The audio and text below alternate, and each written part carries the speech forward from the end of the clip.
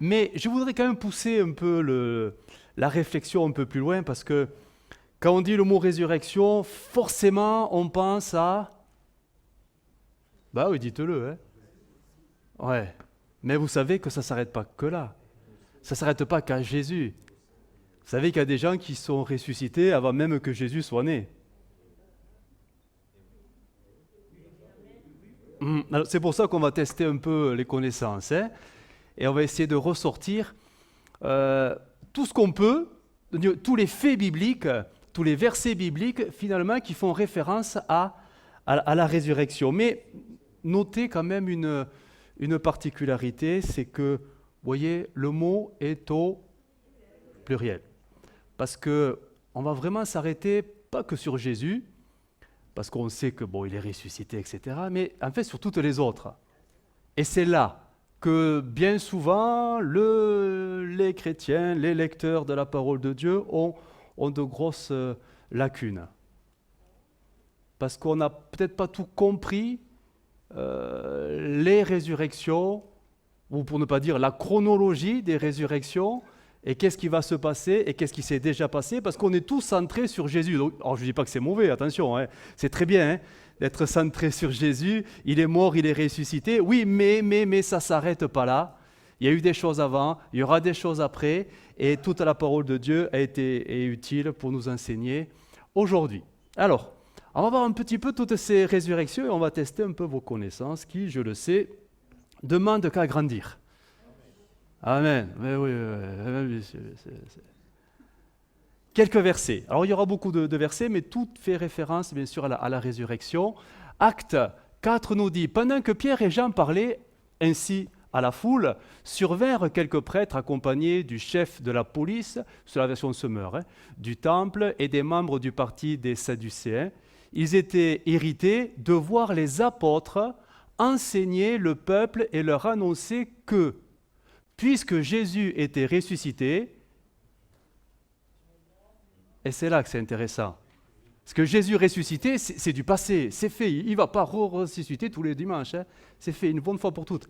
Mais les morts ressusciteraient, ou ressusciteront, c'est pareil, eux aussi. Et ça devient actuel, c'est pour nous, ça doit venir. Vous y voyez bien, il y a assez de... J'ai éteint la lumière pour que... Ça va, hein. Sinon, on peut être encore un peu plus sombre, si vraiment... Une autre version a traduit ce même texte, la version de la Bible juive. Ils enseignaient le peuple concernant la doctrine de la résurrection des morts en prenant Yeshua, Jésus, comme preuve. La résurrection des morts, pas du mort, pas la résurrection de Jésus, mais celle qui va venir après en s'appuyant sur celle qui a eu lieu, celle de Jésus, comme preuve. Hébreux 6. C'est pourquoi, laissant les éléments de la parole du Christ, tendons à ce qui est parfait, sans poser de nouveau le fondement du renoncement aux œuvres mortes, de la foi en Dieu, de la doctrine des baptêmes, de l'imposition des mains, et donc de la doctrine de la résurrection des morts, pas du mort, des morts et du jugement éternel, ce que nous ferons si Dieu le permet. Amen. On va le relire dans une autre version et vous allez voir que c'est quand même un peu particulier. C'est pourquoi, parole vivante, nous ne voulons pas nous attarder davantage aux notions élémentaires du message chrétien. Dépassons ce stade et tournons-nous vers un enseignement correspondant au stade adulte et qui favorisera notre croissance spirituelle. Ne recommençons pas sans cesse à poser les fondements, c'est-à-dire l'abandon des œuvres inutiles, de notre vie antérieure vouée à la mort, ça s'appelle la repentance, hein, et la foi en Dieu. Donc ça, pour l'auteur de l'Épître aux Hébreux, c'est la base. Tous les chrétiens sont au clair là-dessus. Normalement, sur la repentance, sur la foi en Dieu, l'enseignement sur les différents baptêmes, ça c'est vraiment l'imposition des mains, mais aussi la résurrection des morts et le jugement éternel. Pour l'auteur de l'Épître aux Hébreux, la doctrine de la résurrection des morts, c'est quelque chose d'élémentaire que tout chrétien doit savoir presque dès le début de la conversion. On va tester tout cela, hein. Laissons donc ces notions fondamentales à leur place et abordons ensemble, avec l'aide de Dieu, des vérités plus profondes correspondant au stade d'adulte. Et quand même, l'enseignement il était costaud à l'époque. Ça allait. Alors on va voir si on a les bases élémentaires, déjà, ce soir. Première question. Il n'y a pas de piège, selon vous. Combien y a-t-il eu de résurrections dans la Bible? En fait, la réponse, elle est très simple. Il y en a 10. 10. On va voir si vous connaissez les 10. Ah, attendez. Je vais vous aider. Je vais les classer chronologiquement. Déjà, je vous aide quand même. Chronologique. Il y a une image à chaque fois. Les images, ça parle. Mais les images peuvent... Attention, Alors on y va. On va essayer de voir un peu. La toute première dans la Bible. La toute première. C'est-à-dire, on ne peut pas la louper. Alors, qui c'est? Pardon? Il n'y a pas de bêtises. Le petit... Donc oui, on voit un enfant.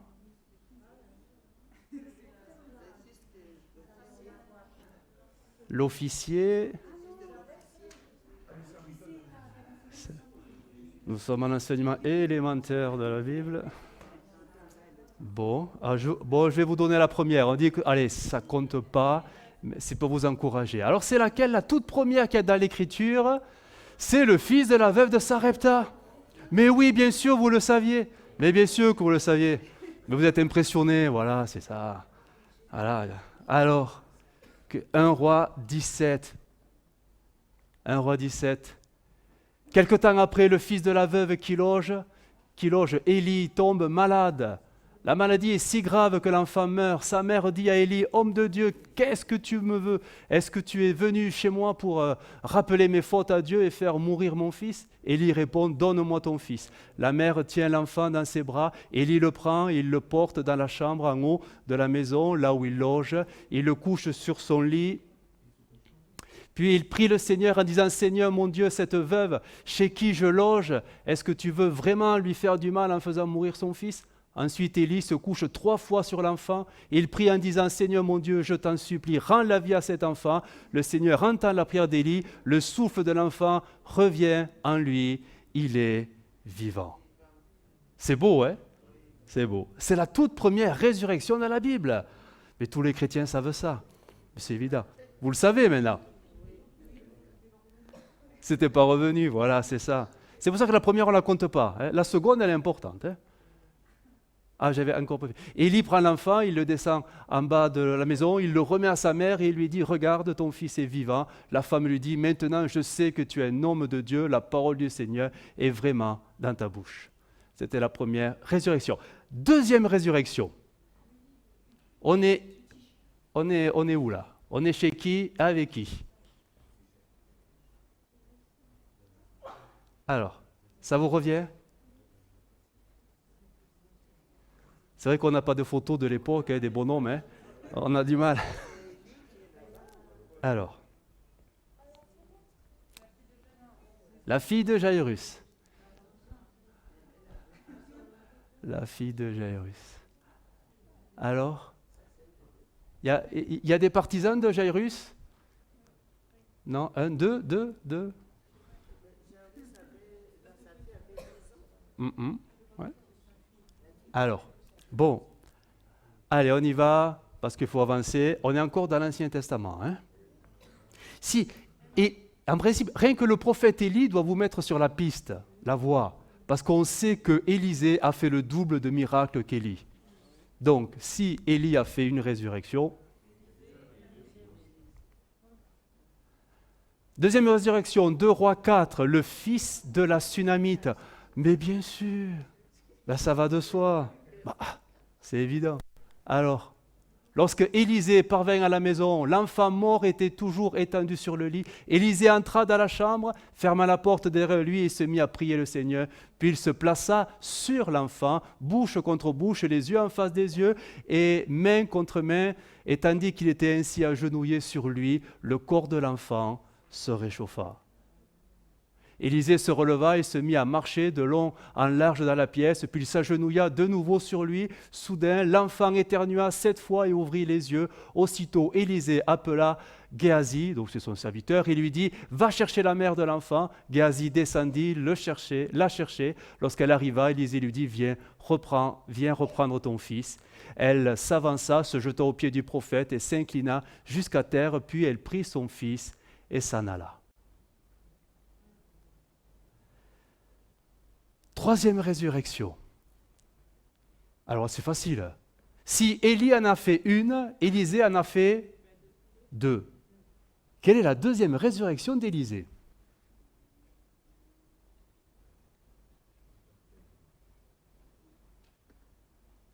L'image vous parle pas? On ne voit pas trop peut-être. Hein? En fait, tout est là, vous voyez là c'est les pieds, c'est une main, c'est une tombe. Il tombe sur la tombe. Ah, oui, c'est ça. Troisième résurrection, le cadavre dans la tombe d'Élisée, qui reprend vie au contact de sa dépouille. Incroyable. Élisée mourut et on l'enterra. Chaque année, des bandes de pillards moabites pénétraient dans le territoire d'Israël. Un jour, des gens qui allaient enterrer un mort virent soudain une de ces bandes. Ils lancèrent le corps dans la tombe d'Élisée et s'enfuirent. Dès que le mort eut touché les os d'Élisée, il revint à la vie et se releva. C'est incroyable l'histoire, hein? Incroyable. C'est une résurrection. C'est la troisième. Attends. 13. 2 Rois 13. Le diaporama est enregistré, sera à disposition. Hein, pour ceux qui veulent réviser leur notion fondamentale, élémentaire de la résurrection. Il y a du travail. Ah, nous sommes à la 4e résurrection. Je vous aide, c'est Jésus. Donc on passe dans le Nouveau Testament. Alors, est-ce que vous reconnaissez cette résurrection?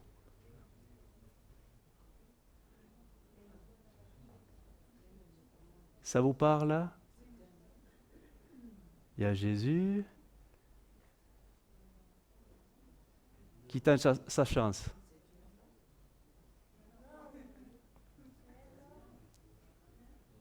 Non, ce n'est pas une femme. Non, l'anatomie ne permet pas de conclure à une femme.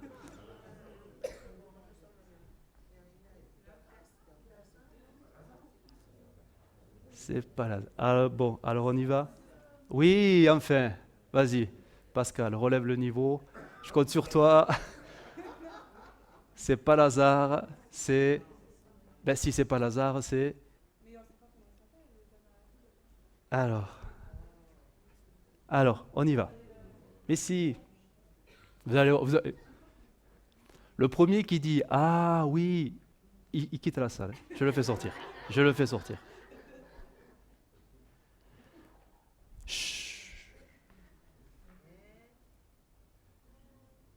C'est le fils de la veuve de Naïm. Oh là là. C'est Luc 7. Bon, on va lire le texte pour vous convaincre que c'est la Bible. Jésus se rendit dans une ville appelée Naïn. Ses disciples et une grande foule l'accompagnaient. Comme il arrivait à la porte de la ville, il rencontra un convoi funèbre. On enterrait le fils unique d'une veuve. Beaucoup d'habitants de la ville suivaient le cortège. Le Seigneur vit la veuve et il fut pris de pitié pour elle. Il lui dit « Ne pleure pas ». Puis il s'approcha de la civière et posa sa main sur elle. Les porteurs s'arrêtèrent. « Jeune homme, dit-il, je te l'ordonne, lève-toi. » Le mort se redressa, s'assit et se mit à parler. Jésus le rendit à sa mère. Et là, vous pouvez dire « Ah ben oui, c'est vrai, pasteur. Oh, on le savait tous. Bon, on avance, hein, parce que Jésus, il en a fait encore quelques-unes. C'est Jésus. Ah, alors, selon vous,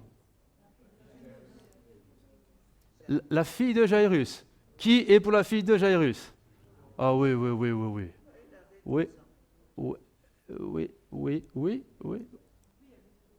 Alors, oui, enfin, Seigneur, merci. Vous avez décidé de m'encourager? C'est ça, hein? Ok, c'est Luc 8, la fille de Jairus, bien évidemment. Alors le texte, on le connaît, à ce moment survint un homme appelé Jairus, c'était le responsable de la synagogue, il se jeta aux pieds de Jésus et le supplia de venir chez lui. Sa fille unique, âgée d'environ 12 ans, voilà, était en train de mourir. Jésus partit donc pour se rendre chez lui. Une fois arrivé à la maison, il ne permit à personne d'entrer avec lui, sauf à Pierre, Jean et Jacques, ainsi qu'au père et à la mère de l'enfant. Ce n'était partout que pleurs et lamentations. Jésus dit, ne pleurez pas. Elle n'est pas morte, elle est seulement endormie. Les gens se moquaient de lui car ils savaient qu'elle était morte. Alors Jésus prit la main de la fillette et dit d'une voix forte, « Mon enfant, lève-toi. » Elle revint à la vie, se mit aussitôt debout. Alors Jésus ordonna de lui donner à manger. Les parents de la jeune fille étaient stupéfaits, mais Jésus leur recommanda de ne dire à personne ce qui s'était passé. Donc c'est quand même l'une des résurrections les plus connues. Hein. Du moins, voilà, parce que les prénoms sont là, on commence à situer plus facilement. Il y a les détails qui permettent qu'on retienne la scène assez facilement. On continue. Ah, quand même. Bien sûr que c'est Lazare. Hein, on le voit de suite, non pas au visage, mais à la grotte, je pense, c'est ça qui vous a aidé. Alors, c'est quand même la 6e résurrection, Jean 11, nous sommes avec Lazare.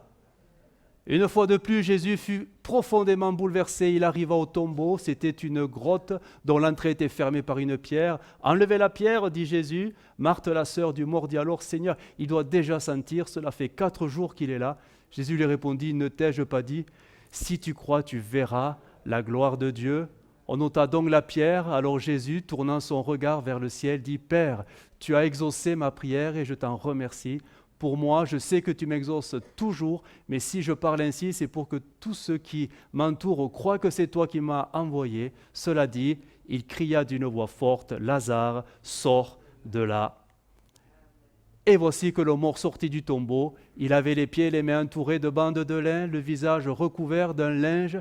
Jésus dit à ceux qui étaient là, « Déliez-le de ces bandes et laissez-le aller. » C'est la résurrection de Lazare. On continue avec la 7e.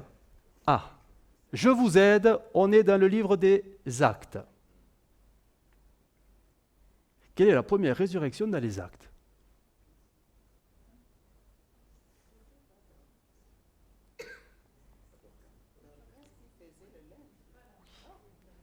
Dorcas, ça vous parle? Tabitha, c'est la même personne. Hein? Voilà, on est avec Pierre et Dorcas. C'est donc la 7e résurrection, acte 9. Il y avait à Jaffa une femme croyante appelée Tabitha, ce nom se traduit en grec par Dorcas, ce qui signifie gazelle. Elle était continuellement occupée à faire du bien et à venir en aide aux pauvres. En ce temps-là, elle tomba malade et mourut. Après avoir lavé son corps, on le déposa dans une chambre en haut de la maison. Les disciples de Jaffa avaient appris que Pierre se trouvait à Lydda, qui est proche de Jaffa. Ils lui envoyèrent 2 hommes avec ce message, « Nous t'en prions, viens chez nous sans tarder. » Pierre partit tout de suite avec eux. Lorsqu'il fut arrivé, on le conduisit dans la chambre située en haut de la maison. Toutes les veuves s'approchèrent de lui en pleurant. Elles lui montrèrent les chemises et les manteaux que Tabitha avait faits quand elle vivait encore. Pierre fit sortir tout le monde, se mit à genoux et pria. Puis il se tourna vers le corps et dit, « Tabitha, lève-toi. » Elle ouvrit les yeux et quand elle vit Pierre, elle s'assit. Pierre lui prit la main et l'aida à se lever. Il appela ensuite les croyants et les veuves et la leur présenta vivante. Allez, facile. Eutychus. Et là, vous dites, mais Eutychus, c'était pas un jeune homme? On dirait un enfant là. Il est tombé. En fait, quand le mot grec jeune homme, en fait, quand on parle d'enfant, dans la Bible en grec, c'est vraiment le mot il est très générique. On parle presque pas du nouveau-né, mais de l'enfant dès ses premières années jusqu'à, on dirait aujourd'hui, l'adulte de 21 ans. Un enfant, c'est ça. C'est ça. Donc le mot jeune homme sous-entend que ça peut être vraiment un enfant comme un jeune homme. On ne peut pas savoir exactement identifier l'âge. Hein. Après, c'est les versions qui prennent position. Mais bon, voilà. Eutychus. Eutychus. C'est la 8e résurrection. C'est acte 20. Le dimanche, nous étions réunis pour rompre le pain. Comme il devait partir le lendemain, Paul s'entretenait avec les assistants et prolongea son discours jusque vers minuit. Nous étions réunis à l'étage supérieur de la maison, éclairé par de nombreuses lampes. Un jeune homme nommé Eutychus s'était assis sur le rebord de la fenêtre. Comme Paul prolongeait encore l'entretien, il s'endormit profondément. Soudain, dans son sommeil, il perdit l'équilibre et tomba du 3e étage. Quand on le releva, il était mort. Paul descendit, se pencha vers lui, le prit dans ses bras et dit « Ne vous inquiétez pas, il est encore en vie ». Il remonta, rompit le pain, mangea et continua de parler jusqu'au point du jour. Puis il partit. Quant au jeune homme, il fut ramené chez lui indemne, au grand réconfort de tous. C'était la 8e résurrection. Ah, qui c'est? On n'est plus dans les actes là, hein. On a fait dans la chronologie. Oui. Qui a dit ça? Qui a osé dire ça? Ben oui, dis-le plus fort. Ben c'est Jésus. C'est Jésus qui sort du tombeau. On ne sait pas comment étaient les tombeaux. Hein. C'est pas forcément des grottes là. C'était des tombeaux taillés. C'était presque des pièces. C'est particulier un tombeau. Hein. C'est en plus un tombeau de riche. Joseph d'Arimathée. C'était presque des choses. Ouais, on va dire. Oui. Alors, je l'ai mis à ce niveau parce que elle est particulière quand même. On ne peut pas la mettre au même niveau que les autres. 1 Corinthiens 15, Jésus, le Fils de Dieu. Le Christ est mort pour nos péchés, comme l'avaient annoncé les Écritures. Il a été mis au tombeau, il est revenu à la vie le 3e jour, comme l'avaient annoncé les Écritures. Il est apparu à Pierre, puis aux 12 apôtres. Ensuite, il est apparu à plus de 500 de ses disciples à la fois. Ensuite, il est apparu à Jacques, puis à tous les apôtres. Et là, je mets cette précision parce qu'on le sait, mais quand même, la résurrection de Jésus, on ne peut pas la mettre au même niveau que celle de tout l'Ancien Testament ou du livre des Actes. Elle est complètement différente parce que celle de Jésus a fait de Jésus ce que les autres n'ont pas fait pour les autres. Cette résurrection si particulière a fait de Jésus le premier-né. Quand on dit premier-né, c'est le premier. Il n'y en a pas eu avant. C'est le premier-né, mais le premier d'entre les morts. Ça veut dire que tous les autres qui sont ressuscités vont connaître à nouveau une deuxième mort. Physique. Ils vont remourir. Ben oui, ils vont remourir. Sauf que Jésus, après sa résurrection, il ne va pas remourir. Il est ressuscité pour l'éternité et l'Écriture l'affirme, il est le premier-né d'entre les morts. C'est le seul, c'est l'unique, et il n'y en aura qu'un. Il n'y en aura qu'un. Les autres suivront, mais lui, il est le premier. Alors là, on a plusieurs textes. Romains 8, « Car ceux qu'il a connus d'avance, il les a aussi prédestinés à être semblables à l'image de son Fils, afin que son Fils, donc Jésus, soit le premier-né, donc de tous ceux qui vont suivre après, en ressuscitant. » Colossiens, le Fils est l'image du Dieu invisible, le premier-né de toute la création. Création nouvelle. En Adam, il y a eu la première création. En Christ, il y a la deuxième création spirituelle, etc., etc. 18. Il est la tête du corps de l'Église, il est le commencement, le premier-né d'entre les morts, afin d'être en tout le premier. Apocalypse 1, de la part de Jésus-Christ, le témoin fidèle, le premier-né des morts et le prince des rois de la terre, celui qui nous aime et qui nous a délivrés de nos péchés par son sang.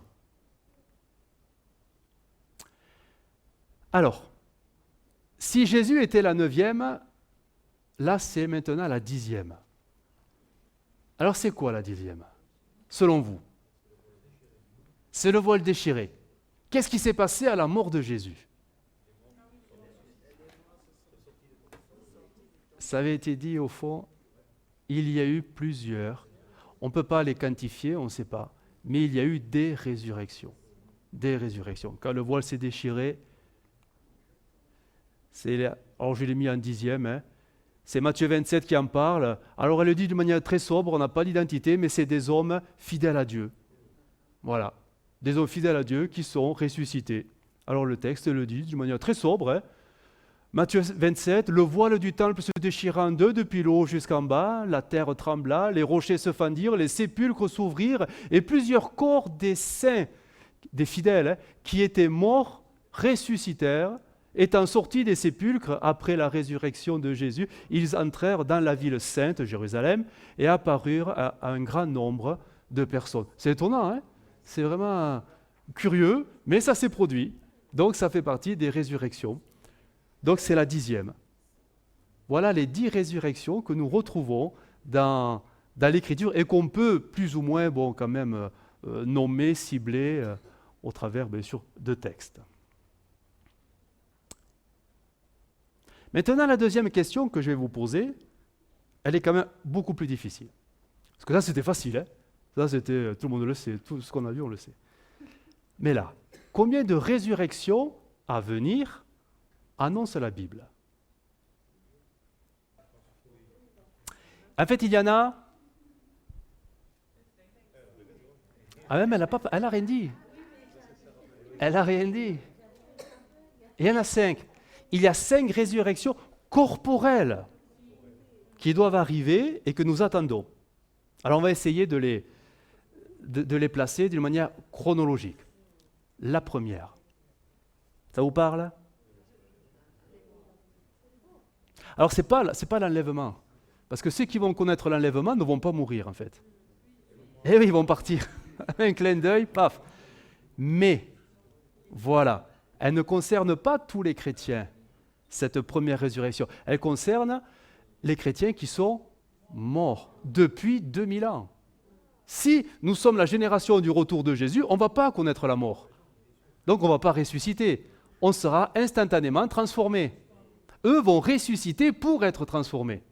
D'accord? C'est pas pareil. Donc on parle de la résurrection des chrétiens qui sont décédés et qui sont morts. C'est 1 Thessaloniciens 4, verset 14, 17. On lit le texte. Si nous croyons que Jésus est mort et qu'il est ressuscité, croyons aussi que Dieu ramènera par Jésus et avec lui ceux qui sont décédés. Voici en effet ce que nous vous déclarons d'après la parole du Seigneur. Nous les vivants, restés pour l'avènement du Seigneur, nous ne devancerons pas ceux qui sont décédés. Car le Seigneur lui-même, un signal donné à la voix d'un archange et au son de la trompette de Dieu, descendra du ciel et les morts en Christ ressusciteront. Donc c'est eux qui sont servis avant nous, quoique ça se fasse en même temps, mais quand même. Ensuite, nous les vivants qui serons restés, nous serons tous ensemble enlevés avec eux sur des nuées à la rencontre du Seigneur dans les airs, et ainsi nous serons toujours avec le Seigneur. La première résurrection à venir, c'est celle, on va dire, de l'Église, des chrétiens. Voilà, ceux qui sont passés par la mort depuis 2000 ans, depuis l'œuvre de Jésus, donc, sont destinés à la première résurrection. Oui?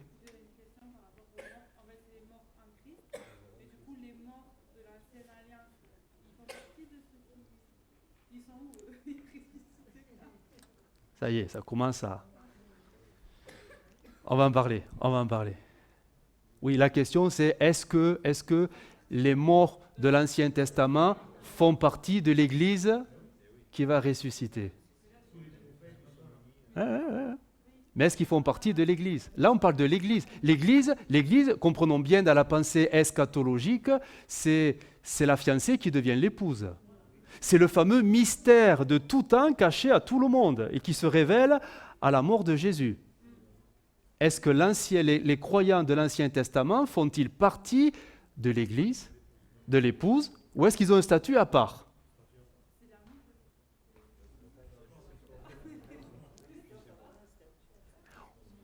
C'est pour ça qu'il y a 5 résurrections. Parce qu'on s'est arrêté à 3, en vous comptant ce que vous avez dit. Eh bien oui, il faut bien les caser quelque part. Alors, on continue. La deuxième résurrection à venir. Ça vous parle? Ça a été dit? Voilà. Là, l'Église est enlevée, l'Église est au ciel, mais sur la terre, il se passe des choses. C'est la grande tribulation. Des gens se tourneront vers le Seigneur. Il y a les 144 000, tout ça on est en train de le voir. Le peuple de Dieu sera quand même tourmenté, écrasé, et certains feront le choix de la foi, mais au prix de leur vie, et vont mourir en martyrs. Oui, mais Dieu ne les oublie pas. Il y a quelque chose pour eux. Donc c'est la deuxième résurrection à venir, Apocalypse 20, c'est la résurrection des martyrs de la tribulation, les fameux témoins, etc., de cette époque. Que dit la Bible? Regardez.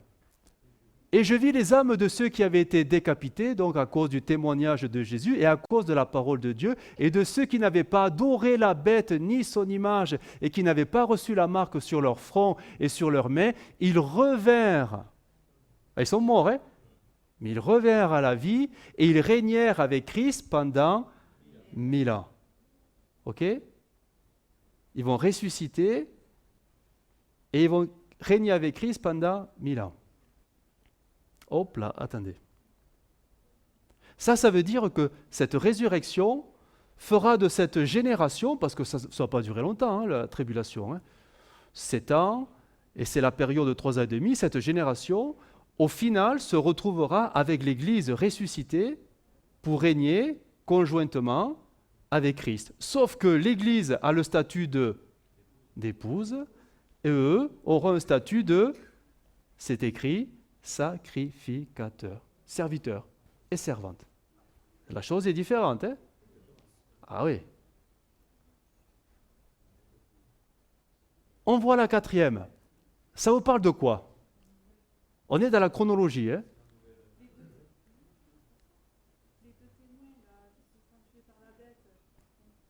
Oui, ça c'est... Alors ils sont un peu à part. Oui, on va dire qu'ils font partie des témoins ressuscités de cette génération-là. On ne peut pas dire grand-chose sur eux. C'est difficile. Mais en tout cas, c'est la même période au niveau de la date. Hein, voilà. Là, il y a quoi après la grande tribulation? Qu'est-ce qui doit arriver? Ça va durer à peu près 1000 ans. Qu'est-ce qui doit durer 1000 ans dans l'Église? Eh bien, ben oui, eh bien dis-le. Ben le millénium. Qu'est-ce qui va durer 1000 ans? Bon, le millénium. Oui, mais quand on y réfléchit, le millénium, ça dure 1000 ans. Est-ce que les gens de cette génération vont vivre 1000 ans? Est-ce qu'ils vont être éternels? L'Église ressuscitée sera éternelle. La génération des témoins de la tribulation, eux sont ressuscités, voilà. Mais tous les autres, et tous les habitants de la terre, et ceux qui vont naître pendant 1000 ans, c'est hyper long, 1000 ans. Alors, que dit la Bible? Eh bien qu'il va se passer des choses. Et il y aura même une résurrection des croyants durant le millénium. Alors, c'est dit, mais pas très clairement, mais on le comprend, vous allez voir, regardez. Apocalypse 20, ils, c'est les martyrs, hein, vécurent une vie nouvelle et régnèrent 1000 ans durant avec le Christ. C'est là la première résurrection. Les autres morts ne reprirent pas vie avant la fin des 1000 ans. Ce texte, du moins cette phrase, elle est très intéressante, parce qu'elle nous parle d'une catégorie qui va ressusciter, mais qui est incluse dans cette première résurrection. C'est un texte à distinguer, mais complètement, de la résurrection finale où les injustes vont ressusciter pour la condamnation. On ne parle pas de ça. On parle d'une autre catégorie qui va ressusciter, mais après les 1000 ans. Après les 1000 ans. Pas avant, mais après. Eh oui, parce que regardez, que dit la Bible? Ésaïe nous parle du millénium. La période du millénium. Là, plus de nourrissons emportés en bas âge, ni de vieillards qui meurent avant d'avoir atteint le nombre de 16 ans. Ce sera mourir jeune de mourir centenaire. Si un pécheur ne dépasse pas les 100 ans, c'est qu'il aura été maudit. Ce texte nous renvoie, le chapitre nous renvoie à comment le millénium va être vécu. Un règne de paix où finalement le diable n'a plus sa place et l'humanité va en subir des effets très très très très positifs. Et la Bible dit que la longévité de la vie va s'accroître de plus en plus. Est-ce que de là, on peut dire qu'on va redevenir au tout début avec la génération ils vivaient jusqu'à 600 ans, 700 ans, 800 ans, je ne sais pas. Mais mourir à 100 ans, c'est presque une anomalie, quoi. Donc, mais ça veut dire quoi? Ça veut dire que les gens vont quand même mourir. Même s'ils vivent 100 ans, ou 150 ans, ou 200 ans, ils vont mourir. Donc ça veut dire qu'il y a des gens qui seront fidèles à Dieu, mais qui vont mourir. Est-ce que Dieu va les oublier? Ben non. À un moment donné, il va falloir la ressusciter, cette génération du millénium. Parce que quand la terre n'existera plus, il faudra bien quand même les caser quelque part. Donc, la Bible ne le dit pas clairement, mais il semblerait qu'après le millénium, il y ait encore une résurrection de tous les fidèles, parce que là aussi, à un moment donné, il y aura un choix, et certains feront le mauvais choix à la fin, parce que le diable sera à nouveau libéré. Mais ceux qui auront tenu bon, ils seront considérés comme justes. Il n'est pas là. C'est qu'à la fin qu'il est libéré.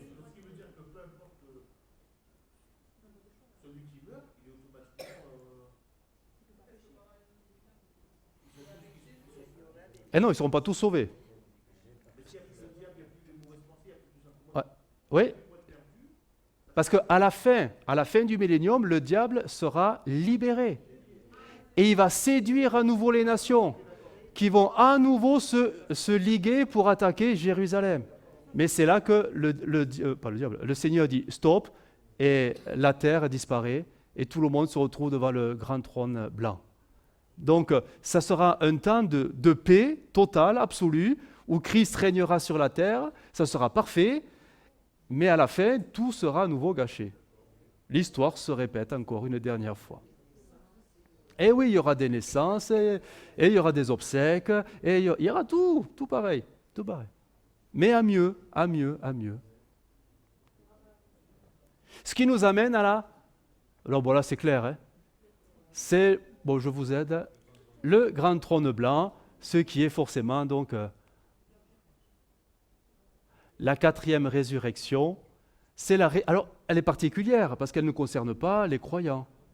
Elle concerne, c'est-à-dire tous les injustes. Les injustes.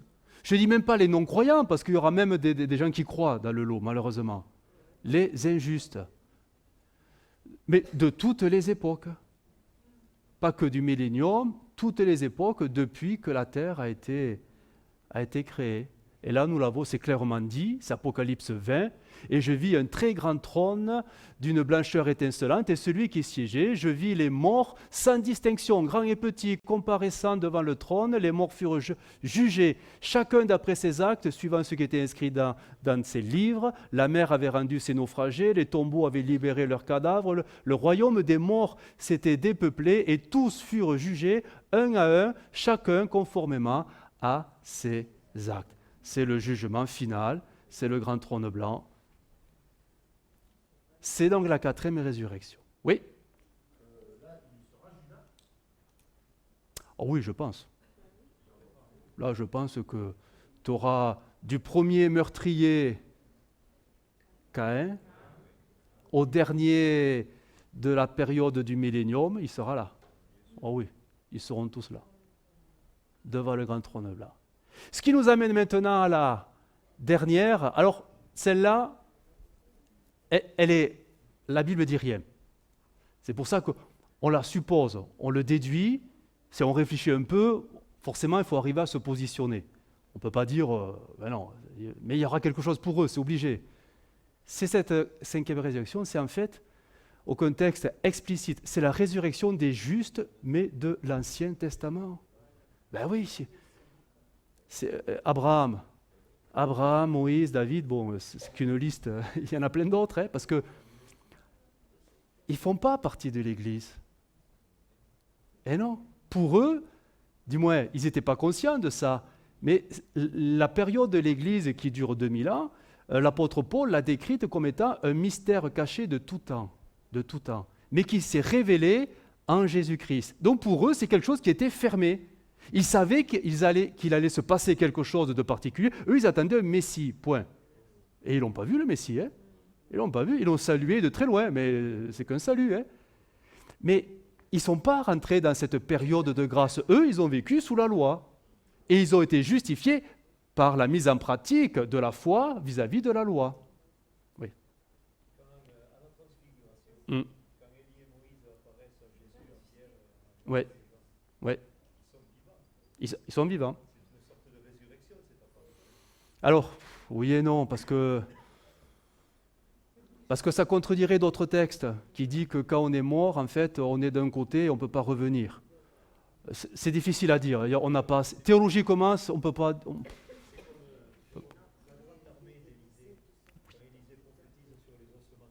Oui. Oui. Oui, oui, oui. Sauf que oui, c'est une vision. C'est une vision prophétique de quelque chose qui allait se passer. C'est du spirituel, c'est une image spirituelle pour parler d'un événement qui va se produire et qui a une portée historique. Oui, oui, oui. Mais c'est une image, tout ça. Oui, oui. Oui. Mm.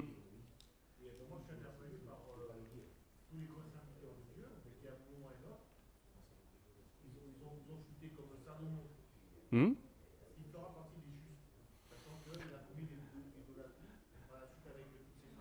Oui, oui, oui. Alors il y a un débat, il y a tout un débat sur le... Certains disent que forcément il sera sauvé, donc il fera partie de ce lot-là, mais quand on regarde et on s'arrête au texte, il n'est pas sauvé. Il n'est pas sauvé, non. Non, parce qu'il finit dans l'idolâtrie. Et il n'y a pas de repentance, du moins annoncée, écrite, il n'y a rien. Donc il finit pécheur, donc idolâtre, donc un injuste. Ouais, c'est terrible, mais bon. Alors, revenons à ce petit problème de cette résurrection.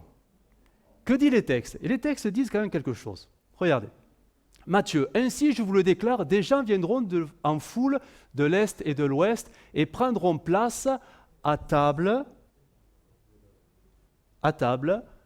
auprès d'Abraham, d'Isaac et de Jacob au grand festin dans le royaume des cieux. Alors ça, et on va essayer de retenir le texte. Hein. On le retient, il y aura donc un grand repas quelque part, et il y aura, donc c'est une image, mais tous les croyants de l'Ancien Testament conviés à ce repas, assis, et des foules entières vont se joindre à eux. On est d'accord? On essaie de garder l'image pour essayer de la situer tout à l'heure. Apocalypse. Réjouissons-nous, exultons d'allégresse et apportons-lui notre hommage. Voici bientôt le fameux repas. Les noces de l'agneau. Son épouse, c'est l'Église, se tient toute prête, elle s'est faite belle. Elle a reçu une robe de fine toile d'une blancheur éclatante. Cette robe représente la conduite irréprochable de ceux qui appartiennent à Dieu et les bonnes actions qu'ils ont accomplies. L'ange me dit alors, écrit, regardez, c'est étonnant, heureux les invités au festin des noces de l'agneau. Et là, je me pose la question, faut-il envoyer un carton d'invitation à l'épouse? Ça ferait tâche, hein? Qu'elle ne soit pas là, parce que c'est quand même centré sur un peu sa personne. Hein? Si on devait mettre ça en parallèle avec des noces de mariage actuellement, aujourd'hui, il y a le couple qui va s'unir officiellement, l'époux et l'épouse. Ok, c'est leur mariage, c'est leur histoire, ça dure depuis 2000 ans, et ils veulent la célébrer. Mais ils veulent avoir des invités. Parce qu'ils ont préparé un grand repas. Alors c'est qui les invités? Ces invités qui ont contemplé l'époux pendant des siècles et des siècles et qui n'étaient même pas au courant que quelque part il y avait une fiancée qui était mystérieusement cachée, mais qui se révèle maintenant. Ben, c'est tous les croyants de l'Ancien Testament. Ben oui. Et là, à table, donc il y aura, du moins, attention, c'est une supposition, peut-être que ça sera différent, mais tout ça m'indiquait que ça va dans ce sens-là, quand même. À ce repas des noces, dont les amis de l'époux seront tous les croyants, Abraham, Isaac, Jacob et tous les croyants de l'Ancien Testament. Ça dure à peu près on est à peu près 15 siècles l'histoire, hein, à peu près, allez, 20, 15 siècles. Mais c'est l'équivalent des 20 siècles du Nouveau Testament de l'épouse, hein. C'est la balance, hein. Mais ils vont venir autour de la personne donc de l'époux, mais l'époux il sera plus seul maintenant. L'époux il est marié avec l'Église. Donc autour de ce couple nouveau, il y aura toute une foule d'invités qui ont toujours cru en l'époux, et l'époux leur présente l'épouse. Sauf qu'il est dit qu'à côté d'Abraham, Isaac et Jacob, il y aura des foules entières. Donc ce n'est pas qu'Israël l'histoire. Et rappelez-vous, qui va venir? Qui va se rajouter? Un petit peu les invités de la dernière minute. Ben oui, il y a tout cela. Toutes les nations qui sont sauvées, mais après. C'est cette génération de la grande tribulation. Il n'y a pas qu'Israël qui est sauvé, mais il est dit qu'il y aura des foules entières, des nations aussi. Pendant ce laps de temps, là, de 7 ans, le salut va se répandre dans les nations aussi. Et pendant les 1000 ans du millénium, les foules vont se tourner vers le Seigneur, vers le couple. Plus vers le Seigneur, mais vers le couple. Eh bien oui. Donc, tout ce beau monde sera là, invité donc aux noces de l'agneau. Regardez, on va essayer de faire ça en image, et ça va être un peu plus clair. C'est la croix, c'est Jésus. Première résurrection. On ne la compte pas parce qu'elle est unique. C'est vraiment le premier-né d'entre les morts. Elle est hors catégorie. Lui, la Bible dit d'une manière un peu mystérieuse que lors de sa résurrection, quand il était plutôt dans le tombeau, pendant ces 3 jours, il est descendu dans le séjour des morts. Eh oui. Et là, il est allé dans le séjour des morts, on sait qu'il est divisé en 2. Il y a le sein d'Abraham, c'est les justes. C'est Abraham, Isaac, Jacob et David et tout ça, c'est les bons.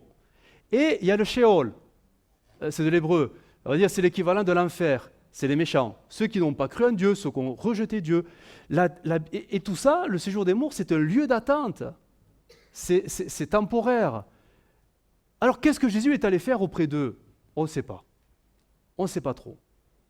On ne sait pas ce qui s'est passé. Certains textes disent qu'il est allé prêcher aux morts.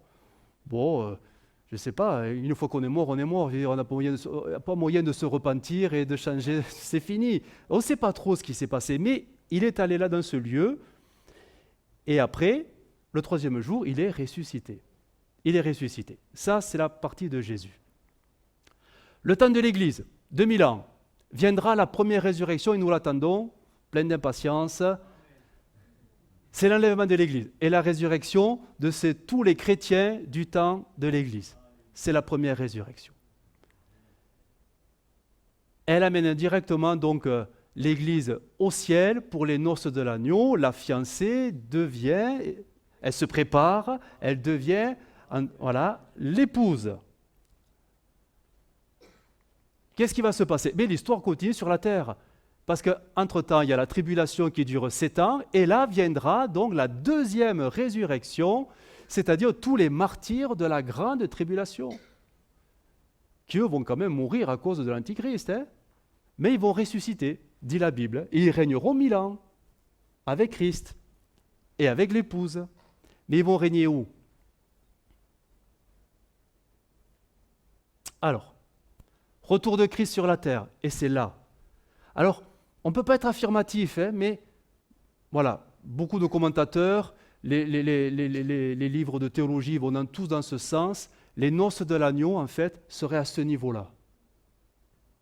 pour inaugurer même l'entrée du millénium, parce que c'est là, à ce moment précis, que les autres catégories, l'autre catégorie, la deuxième résurrection, aura lieu.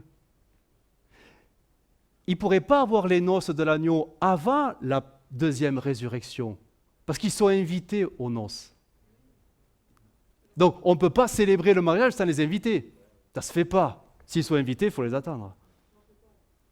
Eh bien, on attend de réunir tout le monde, et le point de convergence commencerait à l'entrée du millénium. Et c'est là que l'Église, bon, elle est présente, c'est l'épouse, elle est ressuscitée, que la deuxième catégorie, la résurrection des martyrs, donc, se manifeste parce qu'ils rentrent dans le millénium pour servir Christ pendant 1000 ans, et c'est certainement là que les croyants qui sont dans le séjour des morts, donc tous ceux de l'Ancien Testament, ressusciteraient pour rejoindre les noces et s'asseoir avec les nations à table devant l'époux et l'épouse. La Bible ne dit pas d'une manière très claire, mais si on essaie de caser les événements pour trouver une cohérence, il semblerait que ce soit ce schéma-là. Parce que là, tout le monde est réuni autour du couple, l'Église et Christ. Pour éviter le jugement des nations. C'est quoi le jugement des nations? C'est la grande tribulation. Et l'Église en sera épargnée. Ah non, oula, non, pas encore. Attends, il reste de la place. Attends. Non, il faut déjà bien comprendre, assimiler ça, c'est déjà... Et c'est la base élémentaire, hein, tous les chrétiens savent ça par cœur. Hein. Ok, on continue parce que c'est pas fini, parce que le millénium il dure que 1000 ans. Hein. Il y a forcément une fin du millénium. Que va-t-il se passer? Eh bien, il va se passer ce qu'on a lu après, c'est-à-dire la résurrection des saints, mais du millénium. C'est-à-dire qui auront vu de leurs yeux des choses incroyables. Christ sur terre, l'épouse, les sacrificateurs, ça va durer pendant 1000 ans l'histoire. Beaucoup vont se donner au Seigneur, vont se convertir. Bon, le diable est libéré au bout de 1000 ans et certains feront le choix de repartir en arrière, malheureusement. Mais les saints du millénium, il faut bien qu'ils ressuscitent. Parce qu'à partir de là, la terre, elle disparaît. Elle disparaît. Et c'est là qu'on se retrouve un petit peu devant le grand trône blanc, devant Dieu, pour la 5e résurrection. Il n'y a plus de terre, il n'y a plus rien, c'est fini. Mais toutes les âmes sont là devant Dieu. 5e résurrection, elle est pour les injustes et c'est pour simplement leur condamnation. Sauf que ceux qui sont encore là, dans le Sheol, on va dire le Sheol, hein, vont ressusciter pour rejoindre donc cette catégorie qui sont destinés tous à l'enfer. Et à partir de là, Dieu crée une nouvelle terre pour placer les gens. Et oui, on est ressuscité, il faut bien nous mettre quelque part. Et oui, on ne va pas flotter dans l'univers. Et oui, parce qu'on a vous allez voir, on a une résurrection corporelle. On a des corps. Tous, on aura des nouveaux corps. Donc, il faut bien qu'on pose les pieds quelque part. Donc, nouvelle terre. Nouvelle terre pour tous les ressuscités, catégorie 1, 2, 3, 4. Les 5, ils seront en enfer. Alors, un autre schéma qui peut peut-être se comprendre plus facilement. La Bible parle de 2 résurrections, que 2. Sauf que c'est une catégorie de résurrection. Catégorie. Première résurrection, en fait, c'est les croyants. Et la deuxième résurrection, ce sont pas les non-croyants, mais les justes et les injustes, on va dire. D'accord? Justes et injustes. Première catégorie, Christ, il montre l'exemple. Les croyants de l'Église, les croyants de la tribulation, conjointement avec les croyants de l'Ancien Testament, pour les noces, suivis après coup des croyants du millénium. Ça, c'est ce qu'on appellera la première résurrection, de tous ceux qui ont placé leur foi en Dieu et en Jésus. Première résurrection. Deuxième résurrection, elle est très simple, hein. C'est l'autre catégorie, c'est les injustes de tous les temps. Voilà. C'est pour ça que la Bible dira « Heureux ceux qui ont part à la première résurrection ». Parce qu'au moins, ils ont leur avenir assuré. Tous les autres, ils sont perdus. Ok, il est plus simple, hein? Voilà. Alors, on en arrive à côté un peu plus maintenant pragmatique. Là, ça nous concerne et on terminera avec ce dernier point. Finalement, de quelle nature sera notre résurrection si elle est corporelle? Qu'est-ce qu'on va avoir de nouveau? Que dit la Bible surtout à ce propos-là? Elle dit des choses intéressantes. Voilà un peu l'idée. Le corps des croyants, parce qu'après il y aura le corps des injustes. Hein. Le corps des croyants, que dit la Bible? Comment des morts peuvent-ils revenir à la vie? Sous quelle forme ressusciteront-ils? C'est 1 Corinthiens 15. Hein. Avec quel corps réapparaîtront-ils? Saute question. Réfléchissez à ce qui se passe dans la nature. Ce que vous semez ne peut s'épanouir en une vie nouvelle qu'après avoir traversé la mort. Lorsque vous faites vos semailles, vous ne mettez pas en terre la plante telle qu'elle doit en ressortir, mais une simple graine, un grain de blé par exemple, ou quelques autres semences. Et Dieu la fait croître et lui donne la forme qu'il veut, selon son plan. À chaque semence correspond une structure particulière qui lui est propre selon son espèce. Il en est de même dans le règne animal. Tous les êtres vivants n'ont pas la même chair. Celle des hommes diffère de celle des animaux, autre est la chair des oiseaux et autre est celle des poissons. De même, nous distinguons des corps célestes, soleil, lune, étoile, et des corps terrestres, l'homme, animaux, plantes. Chacun a son aspect et sa beauté propre. L'éclat du soleil est différent de celui de la lune, et le rayonnement des étoiles est encore différent. Chaque étoile même brille d'un éclat particulier. Il en va de même pour la résurrection des morts. Lorsque le corps est porté en terre, cela ressemble à des semailles semées dans un état corruptible, il ressuscite incorruptible. Semé humble et sans apparence dans le mépris et le déshonneur, il ressuscite rayonnant de beauté et de gloire, semé dans l'infirmité, la maladie et la faiblesse, il ressuscite sain et vigoureux. Ce que l'on enterre, c'est un corps gouverné par les facultés psychiques, c'est-à-dire notre... Voilà. Ce qui revit, c'est un corps spirituel régi, dirigé par l'Esprit de Dieu. Aussi vrai qu'il existe un corps dominé par la vie psychique, il existe un corps animé par l'Esprit.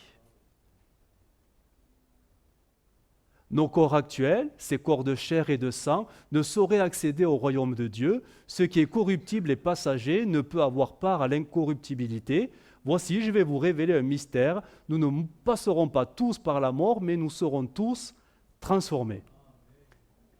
En un instant, en un clin d'œil, au son de la trompette finale, car dès que cette trompette sonnera, les morts ressusciteront revêtus de corps incorruptibles, tandis que nous serons changés. Il faut en effet que tout ce qu'il y a de périssable en nous soit comme recouvert d'un manteau d'incorruptibilité et que ce corps mortel revête l'immortalité. Lorsque notre nature vouée à la corruption aura revêtu l'incorruptibilité et que ce corps mortel se sera drapé d'immortalité, alors se trouvera réalisée cette parole de l'Écriture, la mort est vaincue, elle a été engloutie par sa victoire. Ce qui nous amène à dire ceci,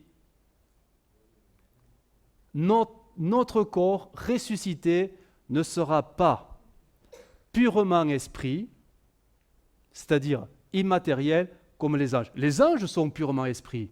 Ce sont des esprits au service de Dieu. C'est des anges.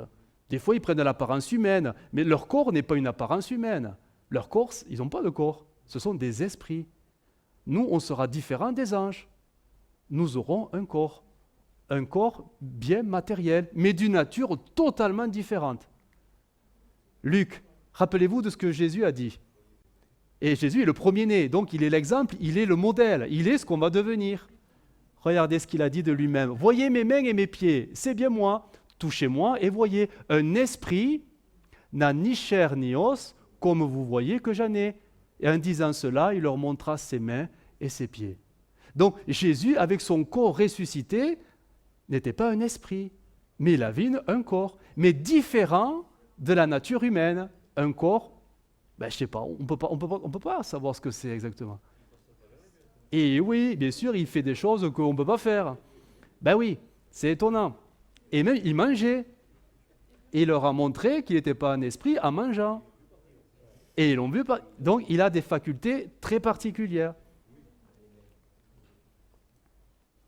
Notre corps aura comme Jésus, donc, une chair et des os, mais d'une nature totalement différente, incorruptible, impérissable, glorieux et plein de force, et surtout, jamais fatigué.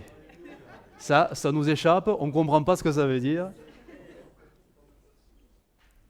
Comme Jésus, on sera comme Jésus. Voilà, c'est beau. Après, un corps qui ne sera pas sujet à la maladie, à la souffrance et bien sûr à la mort. Un corps durable, donc un corps éternel. Un corps éternel.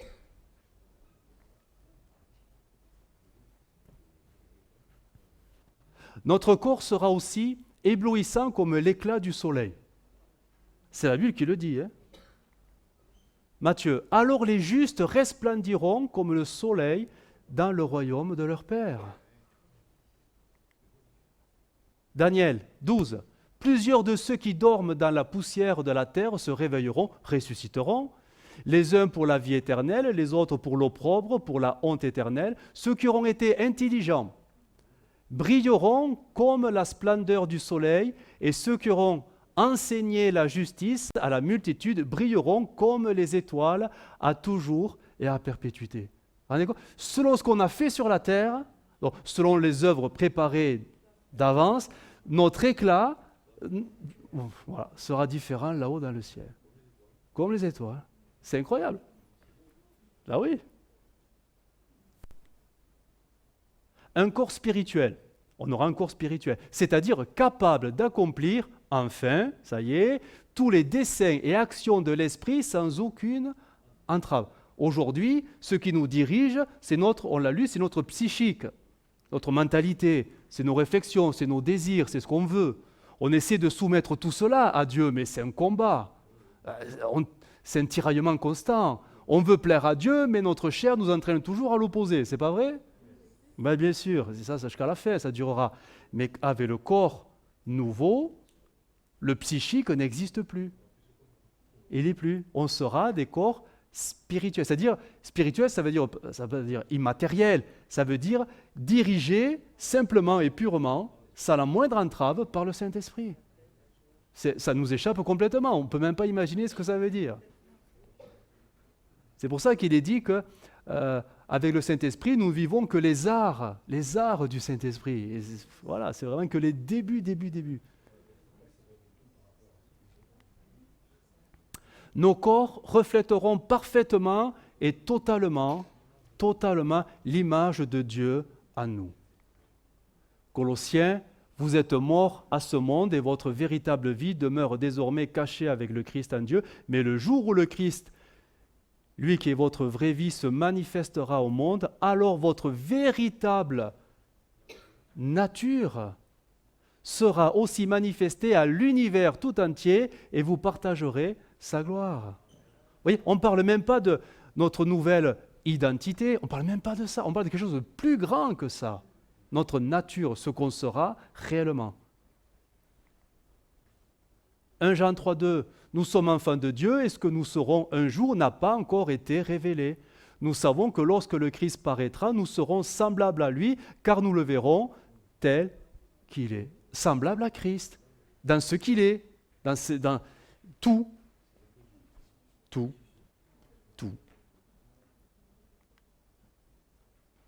Un corps céleste. Alors on peut le dire. 2 Corinthiens 5, si notre corps, c'est-à-dire cette tente que nous habitons sur la terre, vient à être détruit, nous avons au ciel une maison que Dieu nous a préparée, une habitation éternelle qui n'est pas l'œuvre de l'homme, car dans cette tente, c'est-à-dire le corps que nous avons, nous gémissons parce que nous attendons avec un ardent désir, alors, de revêtir par-dessus ce corps notre domicile qui est de nature céleste. On ne parle pas d'une maison là. On ne parle pas, vous savez, de ce texte qui dit « Je vous ai préparé une place dans le ciel ». On ne parle pas de ça. On parle de notre corps qui nous attend. l'ancien, non plutôt le nouveau, remplacera l'ancien corps. Et ce corps est de nature céleste. Céleste. Ça vous plaît comme programme? Fini l'arthrose. Oui, donc ça c'était le bon côté. Parce qu'après il y a le corps des perdus, des injustes. Parce qu'eux aussi vont ressusciter corporellement. Comme nous. Sauf que c'est différent. La Bible ne dit rien sur la nature de cette résurrection. Donc c'est la 5e, c'est le grand trône blanc. Hein. Il ressuscite pour la condamnation. Mais tout indique qu'il y aura de grandes souffrances bien réelles. Donc pour souffrir réellement, il faut un corps. Parce que si on n'est qu'un esprit, si c'est que l'âme, l'âme c'est immatériel. L'âme doit habiter un corps, tout comme nous. Là, on va dire au paradis, c'est les âmes qui sont au paradis, mais à la résurrection, les âmes retrouveront un corps céleste. C'est pareil pour eux. Ils doivent habiter un nouveau corps qui, lui, va souffrir éternellement. Parce que l'âme, elle ne peut pas mourir, l'âme. Elle ne meurt pas, l'âme. Alors, pour qu'il y ait la souffrance, il faut un corps. Il y aura bien une résurrection corporelle avec un corps impérissable, c'est-à-dire immortel. Parce que s'il meurt dès les premières souffrances, ça va, si l'enfer il ne va pas durer longtemps. Hein. Sauf qu'ils ont appelé à souffrir éternellement. Donc le corps, il ne peut pas mourir. Il ne pourra pas mourir. C'est terrible, hein? Terrible l'histoire. Hein. Donc un corps impérissable pour ressentir et subir douleur et souffrance au siècle des siècles. C'est leur lot. Éternellement. Voilà. Alors on a des textes, hein, ne craignez pas ceux qui tuent le corps, mais qui ne peuvent pas tuer l'âme, craignez plutôt Dieu qui peut faire périr à la fois le corps et l'âme dans l'enfer. Apocalypse 20, quiconque ne fut pas trouvé, écrit dans le livre de vie, fut jeté dans l'étang de feu. Apocalypse 20, le diable fut jeté dans l'étang de feu et de soufre où sont la bête et le faux prophète. Ils seront tourmentés, donc jour et nuit au siècle des siècles. 2 Thessaloniciens 1, ce jour-là, Dieu punira comme il le mérite ceux qui ne voulaient rien savoir de lui. Ils ont refusé de se soumettre à son plan de salut et d'ajouter foi à l'évangile de notre Seigneur Jésus. Ils subiront le châtiment d'une perdition éternelle pour toujours bannis de la présence du Seigneur. Matthieu 8, je vous déclare que plusieurs viendront de l'Orient et de l'Occident et seront à table avec Abraham, Isaac et Jacob dans le royaume des cieux. Mais les fils du royaume seront jetés dans les ténèbres du dehors, où il y aura des pleurs et des grincements de dents. Et Luc 16, c'est l'histoire de Lazare hein, et du pauvre. Lazare s'écria, « Père Abraham, aie pitié de moi, et envoie Lazare pour qu'il trempe le bout de son doigt dans l'eau et me rafraîchisse la langue, car je souffre cruellement dans cette flamme. » Donc on sent qu'il y a quand même des douleurs un peu particulières hein, qui sont réservées à tous les injustes. Conclusion, 1 Corinthiens 15, si les morts ne ressuscitent pas, Christ non plus n'est pas ressuscité. Et si Christ n'est pas ressuscité, votre foi est vaine. Vous êtes encore dans vos péchés. Et par conséquent, aussi, ceux qui sont morts en Christ sont perdus. Si c'est dans cette vie seulement que nous espérons en Christ, nous sommes les plus malheureux de tous les hommes. C'est fort, hein? C'est vrai, s'il n'y avait pas de résurrection, à quoi bon? Ça ne sert à rien du tout, hein? Mais maintenant, Christ est ressuscité des morts. Il est le prémisse de ceux qui sont morts, car puisque la mort est venue par un homme, c'est aussi par un homme qu'est venue la résurrection des morts. Et comme tous meurent en Adam, de même aussi tous revivront en Christ, mais chacun en son rang. Christ comme prémisse, puis ceux qui appartiennent à Christ lors de son avènement. 1 Thessaloniciens 3, que Dieu affermisse vos cœurs pour qu'il soit irréprochable dans la sainteté devant Dieu notre Père lors de l'avènement de notre Seigneur Jésus-Christ avec tous ses saints. Ça, c'est à retenir, hein? Parce que si on a les yeux fixés sur la résurrection, et c'est très bien hein, de l'attendre, il faut comprendre que tout se joue maintenant en restant et en vivant dans la sainteté. Et là, ça devient dur, hein? Ça devient dur, très dur. Mais on peut le gagner, ce combat, avec le Saint-Esprit qui nous renouvelle et nous restaure constamment. Que Dieu affermisse vos cœurs pour qu'ils soient irréprochables dans la sainteté. Seigneur, aide-nous, fais-nous grâce. 1 Jean 2, 28, « Et maintenant, petit enfant, demeurez en lui, afin que lorsqu'il paraîtra, nous ayons de l'assurance et qu'à son avènement, nous n'ayons pas la honte d'être éloignés de lui. » Donc on peut, comprenons-le bien, tout perdre et nous retrouver dans la honte, malheureusement. Fin. Donc ceci, c'est la base élémentaire de la vie chrétienne, à savoir les résurrections dans les Écritures. Est-ce qu'il y a des questions? Parce que bon, je suis conscient que c'est très dense, hein? C'est très riche, parce que ça part un peu dans toutes les directions au niveau des résurrections. Mais est-ce qu'il y a quelque chose qui vous chagrine? Ça va? C'est plus ou moins un peu plus clair? Bon, après, il faut retenir celle qui nous correspond. Hein? On comprend bien que ce n'est pas celle du millénium qui nous intéresse. On ne sera plus là, il y a longtemps. C'est la première résurrection. Voilà, c'est soit l'enlèvement de l'Église, soit si on meurt dans la foi, quand Jésus reviendra. Donc c'est celle-ci qui nous concerne directement, mais dans la mesure où on se tient dans la sainteté. Amen. On va finir par la prière. Notre Dieu, nous te bénissons. Seigneur, devant le message de ta parole, nous ne pouvons que te dire merci. Merci pour tout ce que tu as préparé.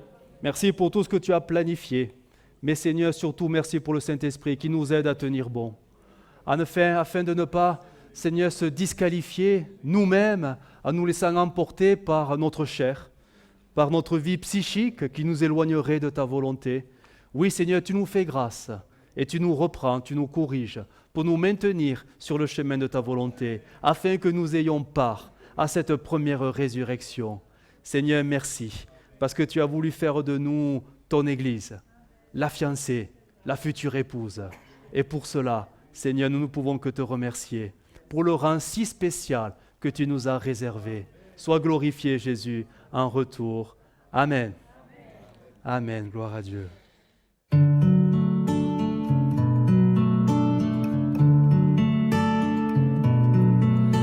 Well, I heard there was a secret chord that David played and it pleased the Lord. But you don't really care for music, do ya? Well, it goes like this, the fourth, the fifth, minor fall and major lift, the baffled king composing hallelujah, hallelujah, hallelujah, hallelujah, hallelujah.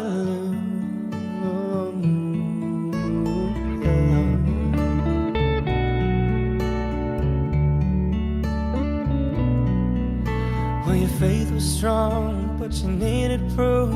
You saw her bathing on the roof, her beauty in the moonlight overthrew you. She tied you to her kitchen chair, she broke your throat and she cut your hair, and from your lips she drew the